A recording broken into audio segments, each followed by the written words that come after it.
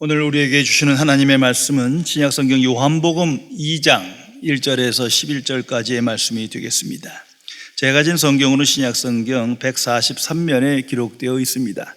신약성경 143면에 기록된 요한복음 2장 1절에서 11절까지의 말씀입니다. 이 기록된 계시의 말씀을 봉독하는 중에 살아계신 하나님의 음성을 모두 다 함께 들으실 수 있기를 바랍니다. 하나님의 말씀입니다. 사흘째 되던 날 갈릴리 가나에 혼례가 있어 예수의 어머니도 거기 계시고 예수와 그 제자들도 혼례의 청함을 받았더니 포도주가 떨어진지라. 예수의 어머니가 예수에게 이르되 저들에게 포도주가 없다 하니 예수께서 이르시되 여자여 나와 무슨 상관이 있나이까? 내 때가 아직 이르지 아니하였나이다. 그의 어머니가 하인들에게 이르되 너에게 무슨 말씀을 하시든지 그대로 하라 하니라. 거기에 유대인의 정결 예식을 따라 두세 통 드는 돌 항아리 6이 놓였는지라. 예수께서 그들에게 이르시되 항아리에 물을 채우라 하신즉 아귀까지 채우니 이제는 떠서 연회장에게 갖다 주라 하시매 갖다 주었더니 연회장은 물로 된 포도주를 맛보고도 어디서 났는지 알지 못하되 물도온 하인들은 알더라.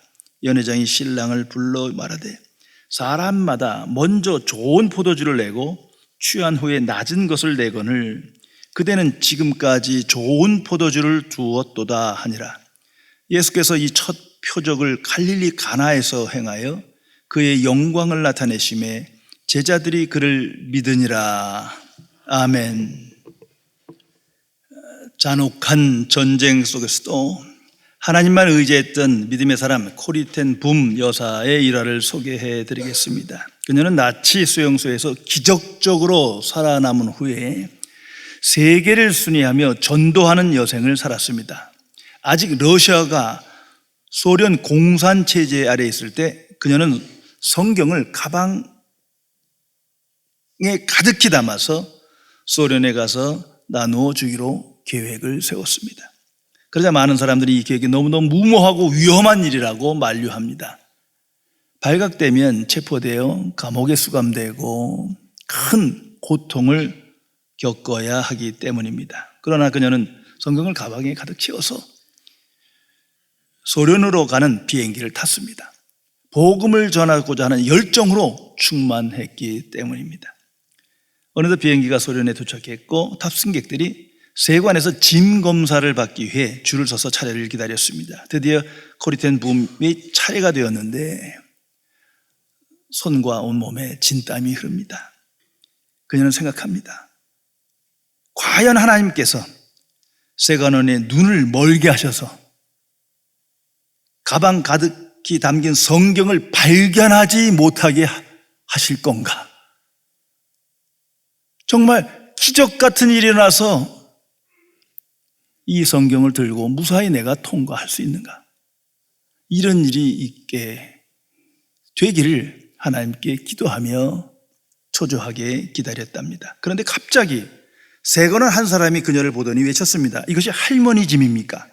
할머니께서 이렇게 무거운 짐을 들고 다니시다니요.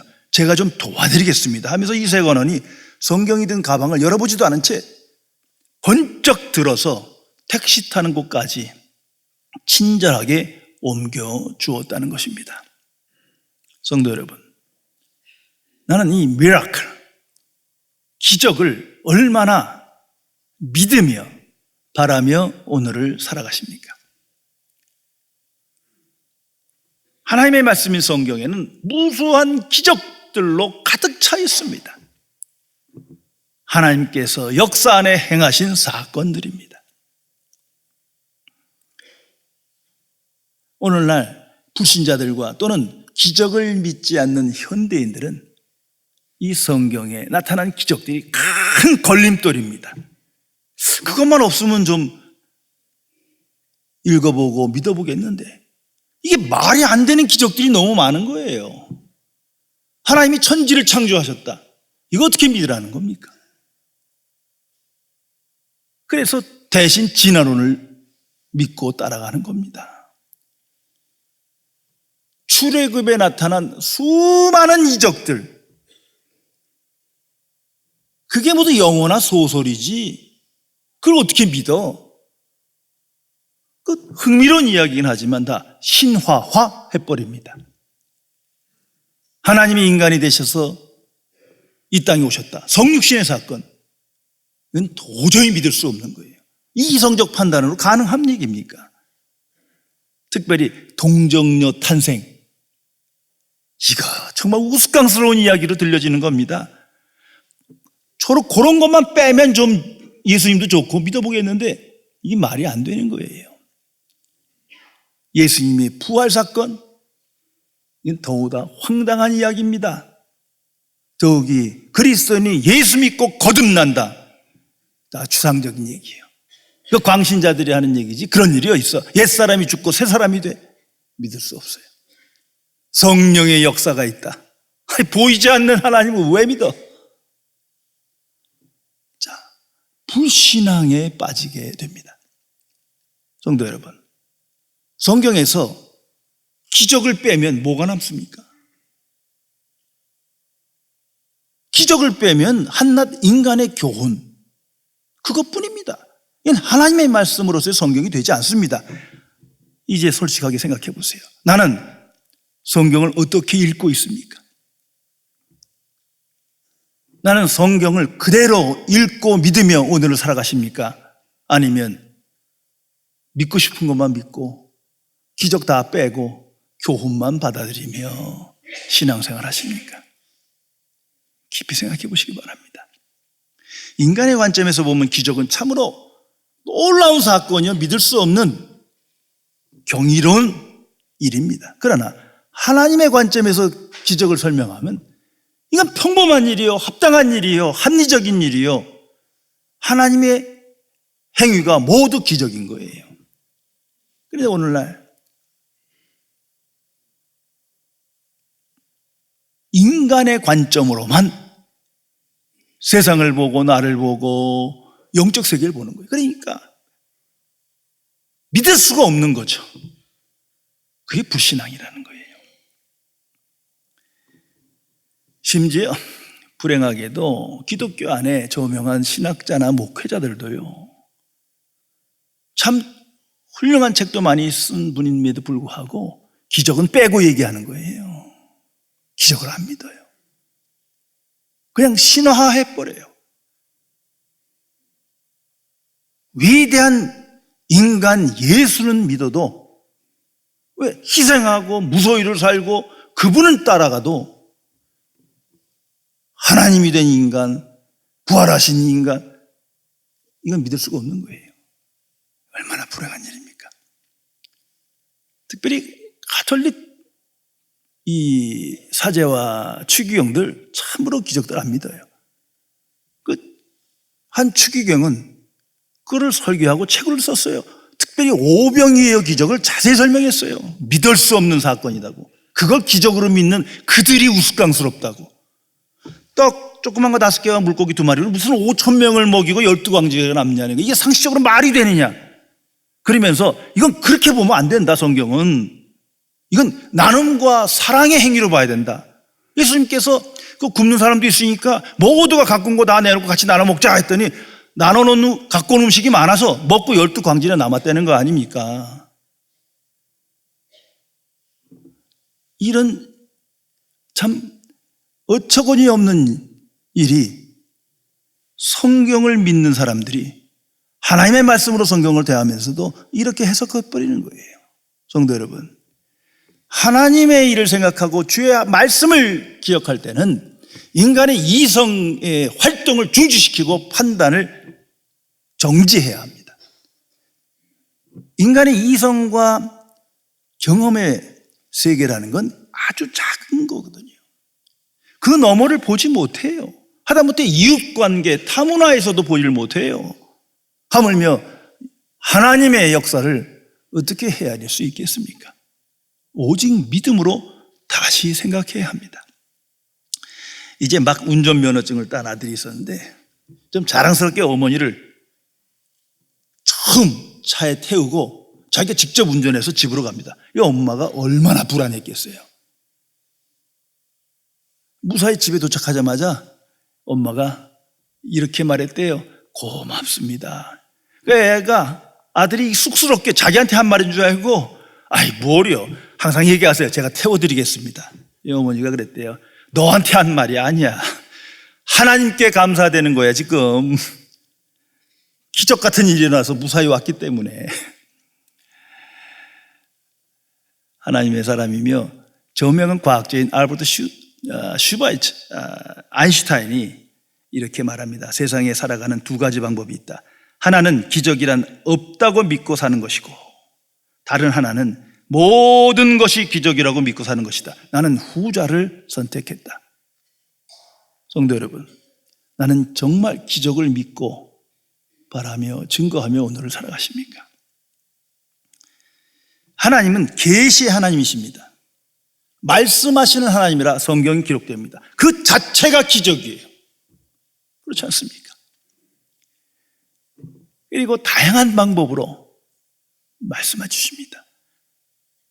때로는 직접 말씀해 주시기도 하고 때로는 천사들을 통해서 말씀하시기도 하고 때로는 하나님의 사람들을 세워 말씀하십니다. 구약 때는 선지자요, 신약에선 사도들과 오늘날의 목회자에 해당됩니다. 때로는 사건을 통해서 말씀하시고 때로는 꿈을 통해서 말씀하십니다. 그리고 가장 강력하게 말씀하시는 것이 기적을 통해서 말씀하시는 겁니다. 구약성경의 가장 위대한 구원의 역사로 반복되는 사건이 출애굽의 사건입니다. 이건 처음부터 끝까지 이적으로 가득 찬 거 아닙니까? 10가지의 재앙 사건, 홍해가 갈라지는 사건. 그 사건을 통해서 하나님께서 하나님의 뜻을 이루시며 하나님이 계시되는 겁니다. 하나님께서 사건 속에서 말씀하시는 거예요. 그것을 성경에 기록한 겁니다.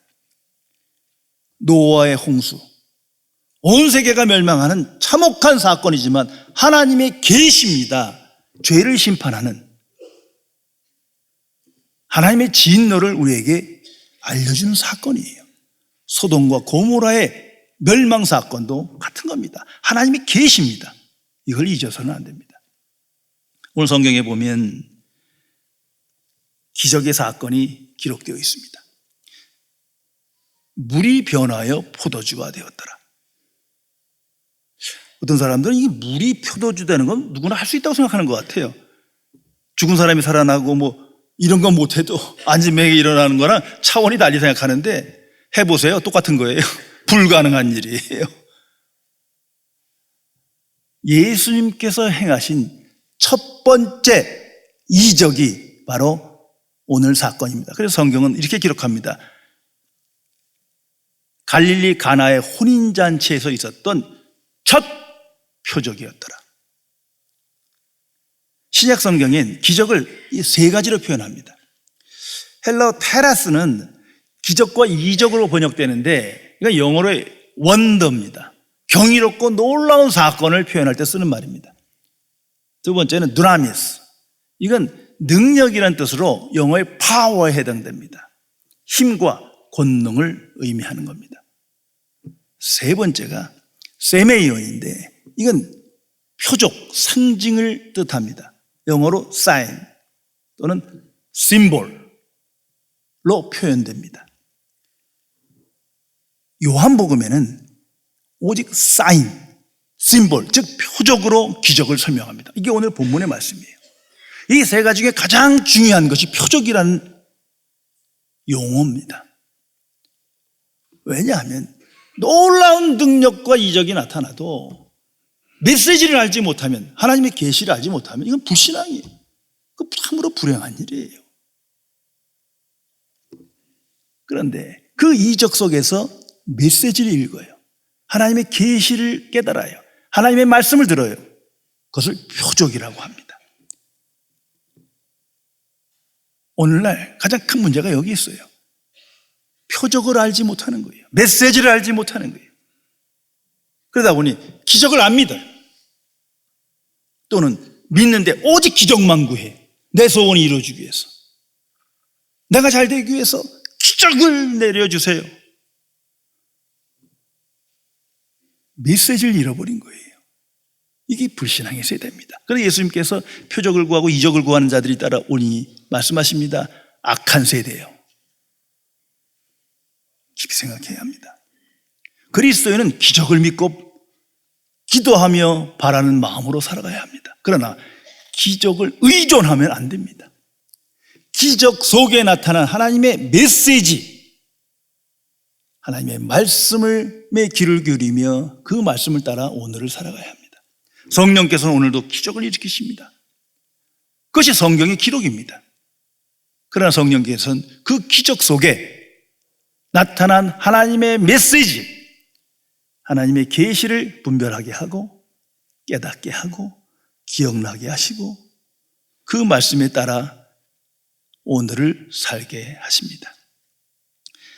오늘 성경의 첫 표적이라, 많은 이적과 표적이 있지만 그 중에서 첫 표적, 이 처음이 제일 중요한 겁니다. 거기에 이미 모든 것이 함축되어 있기 때문이에요. 이 표적의 메시지에 귀를 기울이시기 바랍니다. 예수님께서 일으키신 이 첫 표적의 첫 메시지는 예수가 누구냐, 이걸 나타내신 겁니다. 이건 사람의 능력으로 할 수 있는 게 아니거든요. 깜짝 놀랐어요. 도대체 저가 누구야? 성도 여러분, 모든 성경에 나타난 이적은 하나님이 누구냐, 예수 그리스도가 누구냐, 이것을 계시하는 사건일 뿐입니다. 그런 거로 믿음의 사람들은 기적을 구하되 기적에 매이지 않아요. 오히려 하나님의 말씀을 구합니다. 예수 그리스도를 구하는 거예요. 그 자체가 기적이니까. 그리고 이 첫 표적을 통해서 하나님 나라를 선포하시는 겁니다. 하나님의 시대가 왔다. 하나님의 나라는 하나님의 통치와 주권이 성취되고 이루어지는 사건이에요. 어떻게? 하나님의 능력으로.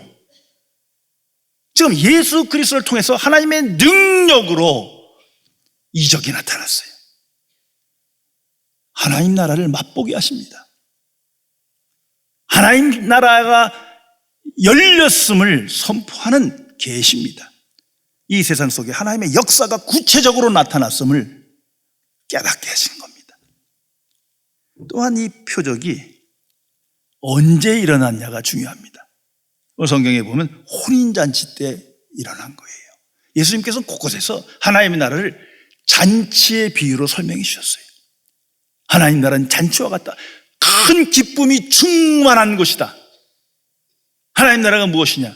성경은 답합니다. 먹고 마시는 게 아니라 의와 평강과 희락이니라.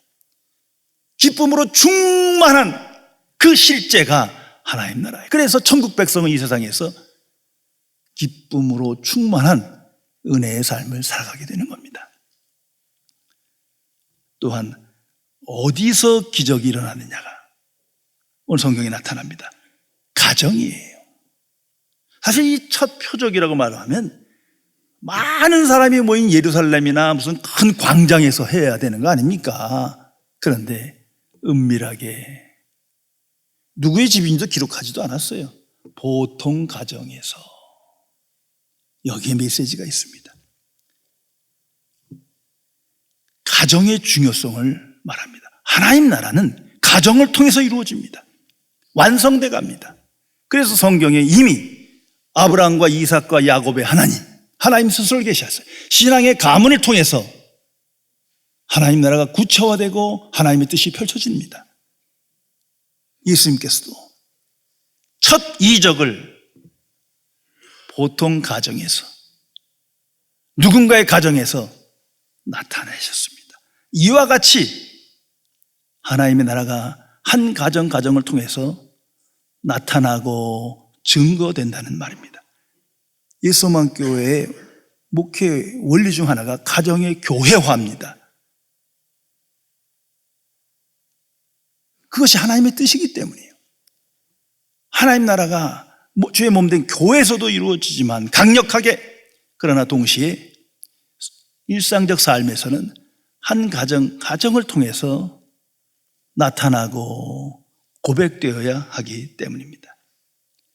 또한 이 첫 이적이 순종을 통해서 성취됩니다. 생각해 보세요. 마리아의 순종이나 이 하인들의 순종이 없었다면 이 이적은 나타나지 않는 거예요. 하나님의 말씀은 깨달음만을 그 자체로도 내게 큰 감격과 기쁨이 있지만 그 속에서 능력은 체험하지 못해요. 추상적인 거예요. 하나님의 말씀이 실천될 때, 한 사람의 순종을 통해서 실행될 때 그 과정을 통해서 능력을 체험하게 되는 겁니다. 그래서 예수님께서 항아리에 물을 채워라. 지금 이 큰 항아리 6개가 있는데 이건 손 닦는 용이거든. 손발을 닦는. 근데 손님 다 왔는데 그거 물을 왜 채워? 보통 사람이면 안 채우죠. 또 갑자기 물을 채워놓으니까 그거 갖다 주래. 아니 지금 잔치에 포도주 갖다 줘야 되는데 왜 손 닦는 물을 갖다 줍니까? 그런데 물을 채우라. 가득 채웠고 갖다 주라 하니까 주었어요. 그 현장에서 물이 변하여 포도주가 되었더라. 이런 사건입니다. 무엇보다도 이 이적에서 가장 중요한 의미는 질적인 변화를 예시한 것입니다. 물이 변화해 포도주가 되었더라. 양적 변화도 중요하지만 무엇보다도 하나님 나라에서는 질적 변화가 선행되는 겁니다. 그러니까 교회는 부흥, 거듭남의 역사가 먼저예요. 그게 본질이에요. 성장은 되든 안 되든 하나님의 소관이에요. 그런데 일반 종교처럼 성장을 먼저 해야 되는 거예요. 온갖 인간의 방법으로. 거긴 부흥이 없어요. 부흥, 질적 변화가 먼저 나타나야 합니다. 거듭남의 역사가 바로 그거예요. 모든 교회의 본질은 시대를 넘어 거듭남입니다. 옛사람이 죽고 새사람이 되지 않으면 천국에 못 들어가요.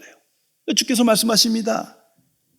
거듭나지 못하면 천국에 들어가지 못하니라. 아무리 능력을 많이 행하고 유명하고 성공하면 뭐합니까?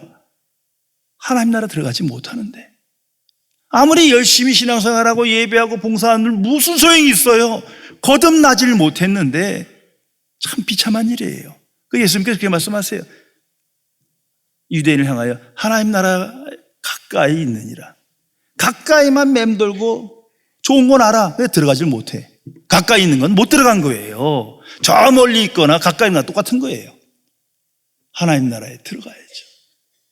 어떻게? 오직 거듭남의 역사를 통하여.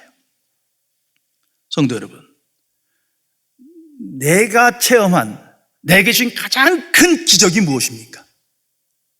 거듭남이에요. 내가 예수 믿고 천국 간 거예요. 거듭나서 천국 백성 되었다는 그 사실 하나가 먹고도 바꿀 수가 없는 거예요. 깊이 생각해 보세요. 우리가 성경을 읽으면서 출애굽의 천지창조를 알고 천지창조의 능력을 알고 출애굽에 나타난 수많은 이적이 있다 한들 나랑 무슨 상관이에요? 솔직한 얘기로. 나랑 아무 상관이 없잖아요. 직접적으로. 그러나 내가 정말 새 사람이 되어 예수 믿고 거듭나 하나님 나라 백성 되었다. 이건 차원이 다른 얘기입니다. 마태복음 7장에 예수님께서 참 놀라운 선언을 하십니다. 주여 주여 하는 자마다 천국에 들어가지 못한다. 세밀하게 설명하세요. 귀신을 쫓아내고 선지자 노릇을 하고 많은 권능을 행할지라도, 다시 말을 바꾸면 많은 이적을 행할 수 있는 은사가 있어요. 그런들 무슨 상관이냐? 천국 못 들어가느니라. 얼마나 비참한 사람입니까? 거듭나야, 옛사람이 죽고 새사람이 되어야 천국에 들어갑니다. 어떻게 이게 가능합니까? 성경이 답합니다. 하나님의 복음과 성령의 역사로 말미암아. 그 자체가 기적이에요. 복음의 역사도 성령의 역사도 이 자체가 강력한 기적입니다. 그것을 믿음으로 내가 구원받는 거예요. 얼마나 놀라운 일입니까? 십자가의 복음을 묵상하고 그 약속에 이끌려 옛사람이 벗어지고 새 사람을 덧입습니다. 매일매일 이런 일이 일어납니다. 영적 죽음과 부활이 매일 사건으로 체험됩니다. 매일매일 기적 중에 살아가는 거예요. 그래서 기쁘고 그래서 감사한 거예요.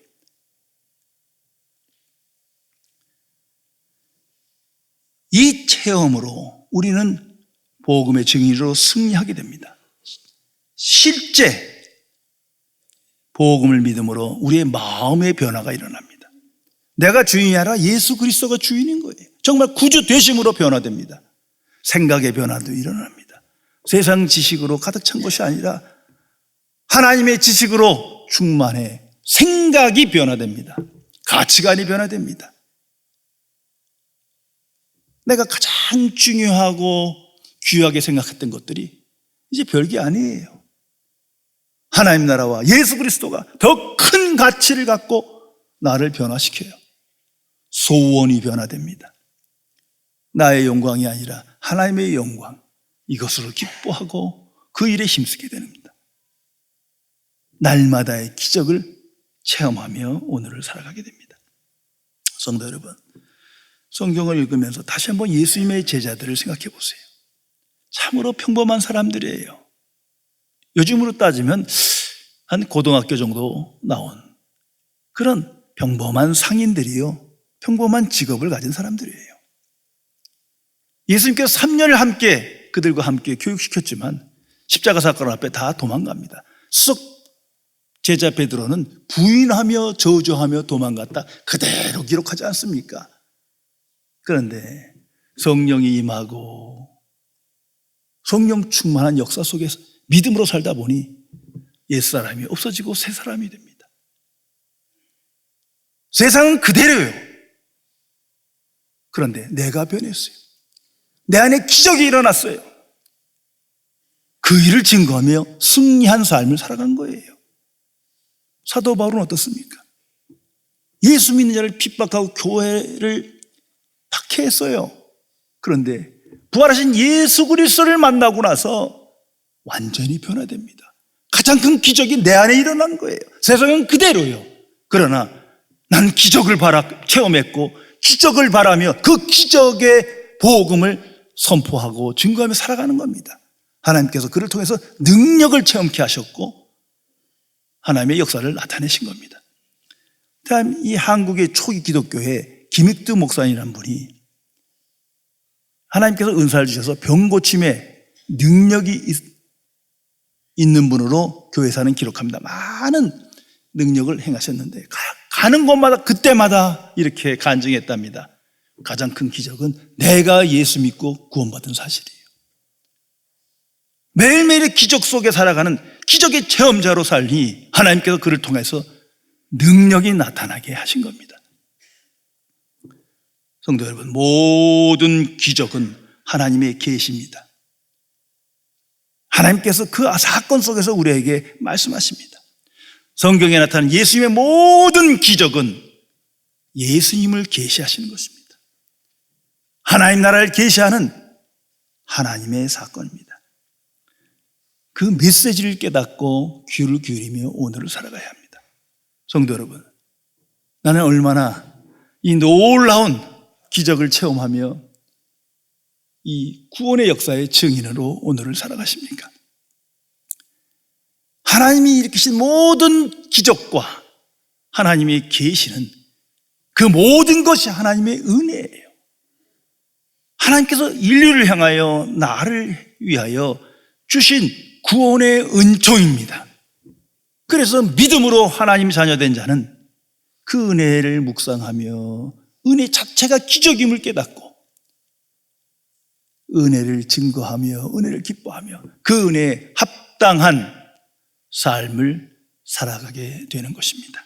기도하시겠습니다. 전지전능하신 은혜 하나님,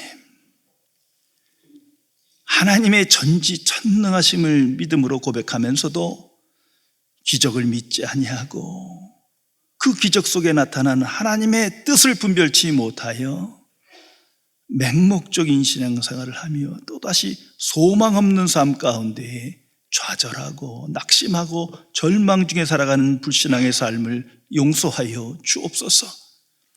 예수 그리스도를 믿음으로 하나님의 자녀 되었건만 예수 그리스도와 복음과 성령의 역사 자체가 기적의 역사임을 깨닫지 못하고 아직도 옛사람의 본성에 이끌려 이성적 경험적 판단 속에서 좌절하며 낙심하며 하나님의 사람으로 승리하는 삶을 살아가지 못한 죄인을 용서하여 주옵소서.